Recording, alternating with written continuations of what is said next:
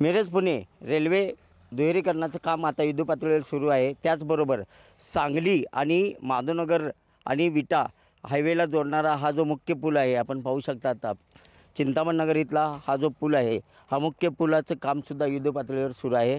या पुलाला 5 कोटीचा खर्च आहे अंदाजे। त्याचबरोबर या पुलाच्या दोन्ही साईडला अंडरब्रिज होणार आहेत। 17 ते 15 फुटाचे दोन्ही साईडला अंडरब्रिज होणार आहेत। त्यामुळे नागरिकांना याचा फार मोठा फायदा होणार आहे। आत्ता नागरिकांना नाहक त्रास सहन करावा लागत असला तरी भविष्याचा विचार केला असता अत्याधुनिक पद्धतीचा हा पूल सांगलीकरांच्यासाठी आणि सांगली जिल्ह्यातील तमाम लोकांच्यासाठी फायद्याचा ठरणार आहे। एकंदरीत पाहता हा पूल 31 जानेवारीपर्यंत पूर्ण होणार होता, मात्र युद्ध पातळीवर काम सुरू असल्यामुळं आणि या ठिकाणी अत्याधुनिक पद्धतीचा वापर करत असल्यामुळं आणखी 2 महिने वाढलेले आहेत आणि जवळजवळ हा एप्रिलपर्यंत अंदाजे पूल पूर्ण होणार आहे आणि नागरिकांच्या सेवेसाठी सुरू होणार आहे।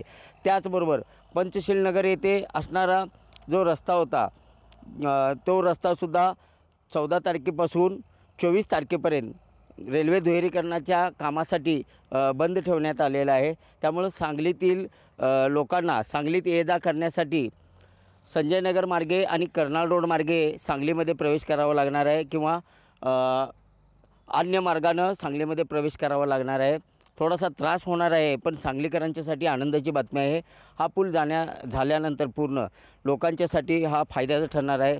एकंदरीत पाहता लोकांना आता त्रास होतोय, पण भविष्यात हा पूल फार महत्त्वाचा ठरणार आहे, कारण या रस्त्यावरून सांगली असेल, मिरज असेल, पुढं विटा असेल, या संपूर्ण राष्ट्रीय महामार्गाला हा जोडणारा हा पूल आहे।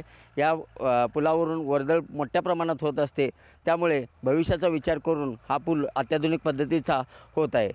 कॅमेरामन सुजितसोबत मी शंकर देवकुळे, TV9 मराठी, सांगली।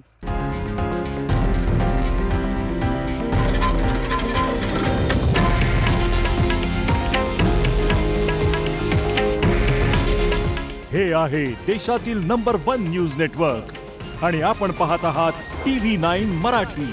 काळजी तुमची, हित महाराष्ट्राचं।